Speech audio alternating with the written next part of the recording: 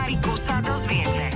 Aké sú nové trendy na hudobných festivaloch? A povieme vám niečo viac o veciach, o ktorých viete pomerne málo. Blíži sa sezóna letných festivalov a my vás radi informujeme o novinkách na týchto podujatiach. Festival Hobobuk v Bánovciach vám ponúka hudobnú šmykľavku, na ktorej vám bude hrať na cestu skupina Polemik. Pokiaľ sa v nej spoločne nezaseknete. Na Smradohrade zas môžete po 3 dňoch nesprchovania sa a pobytu v stane súťažiť o najtvrdšiu ponožku festivalu. A potom s ňou prejsť aj do bumerangovej súťaže. V rámci festivalu Ožran Fest sa môžete celý deň oblievať pivom, Jašiť s borovičkou a tak pretrpíte aj vystúpenia najvychytenejších punkových skupín. ako aj skupiny Maduar, ktorá tam bude účinkovať ako terč bez nároku na honorár.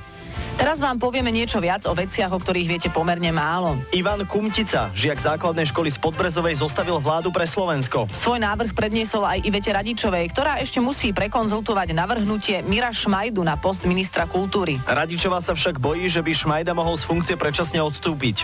Pozor, zajtra o tomto čase prebehne kontrola chodidiel, Pokiaľ bude mať niektorý z občanov na miesto chodidla ilegálne kopyto rúru, alebo záchodový zvon, bude potrestaný chodidlovou asociáciou bude mu odobratý chodidlový preukaz a vylúčia ho zo spolku chodidiel.